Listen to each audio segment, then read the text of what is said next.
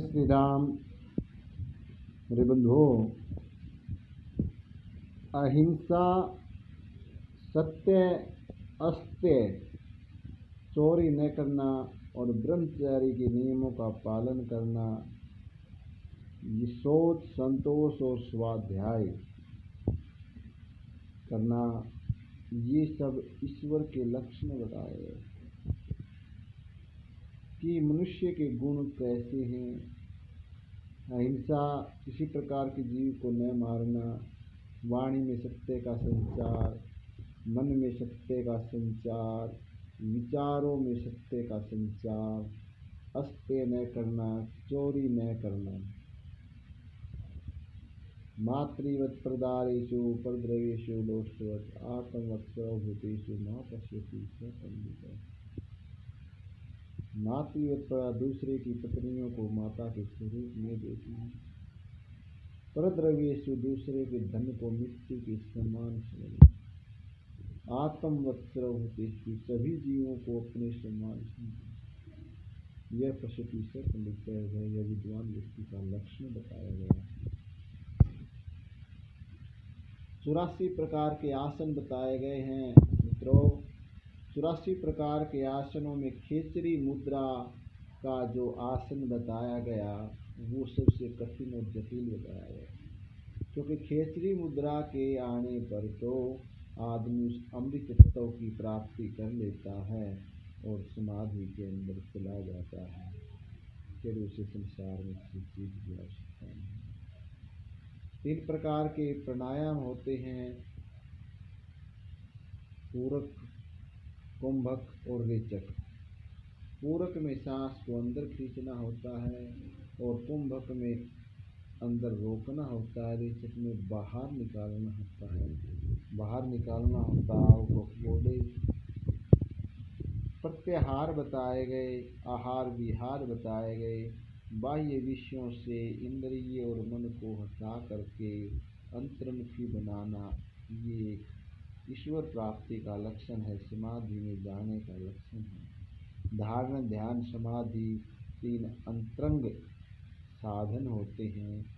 धारण करेगा, फिर ध्यान में जाएगा, फिर समाधि के अंदर जाएगा और समाधि के रस का आस्वादन बहुत ही निराला होता है। मेरे बात की याद आ गई, काफ़ी समय की बात हो गई, जब हम गुरुजी के पास में थे तो उस समय गुरुजी ने हमारे से 2 बार गायत्री पुष्प करवाया, जो 24 लाख का एक पुष्प था। तो उस समय जो गुरुदेव ने दिव्य नज़ारे दिखाए, दर्शन दिखाए, झांकियाँ दिखाई, वो बड़ी अनोखी। जब उनका स्मरण होता है, जब मन के अंदर तरंगे और लहरें उठती हैं, तो वैराग्य की भावना जाग उठती है, तुरंत वैराग्य की भावना, आत्मबोध होने लगता है। तो वैराग्य स्वाभाविक है, आएगा वैराग्य। वैराग्य के बिना आत्मबोध नहीं होता कभी। बड़े सुंदर दृश्य थे। 2 बार गायत्री पुष्प और फिर कर्मकांड में विरक्त हो गए, रत हो गए, संकलित हो गए। तो अब उतना समय नहीं मिल पाता गृहस्थी जीवन के अंदर, लेकिन आप खुद के लिए भी साधना करके देखिए।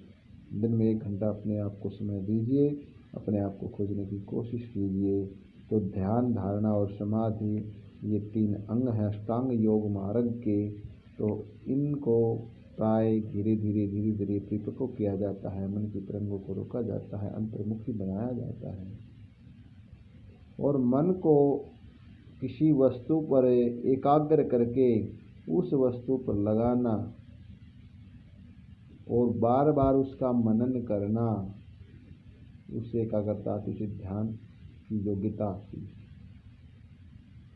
समाधि के विषय में मैं ज़्यादा विवेचन नहीं करूँगा, क्योंकि समाधि का आस्वादन वही ले सकता है जो कभी उसमें डूबा हो, क्योंकि गुड़ का आस्वादन खाने वाला ही बता सकता है, दूसरा नहीं बता सकता मित्रों।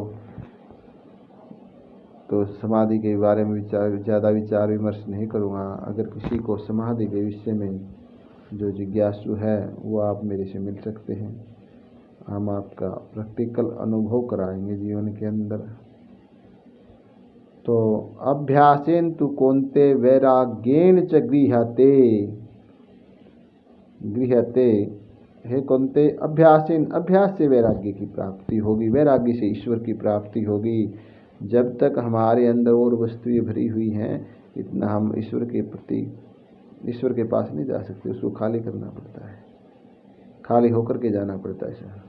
प्रेम गरियति साकरी जाके बीच दो न समाए। ये प्रेम गरियति साकरी जाके बीच दो न समाए। तो ईश्वर जीव प्रकृति योग मीमांसा के अंदर धम्म विवेचन का वर्णन किया। उत्तर मीमांसा में वेदों के द्वारा निर्दिष्ट इष्ट साधन धर्म, अनिष्ट साधन अधर्म। वेदों के द्वारा जो प्रतिपादित किया गया, जो इष्ट साधन अपनाया गया, उसको धर्म बताया, और वेदों से जो रहित प्रतिपादन किया उसको अनिष्ट साधन बताया, उसको पाप बताया, अधर्म बताया। जय सीताराम मेरे बंधुओं।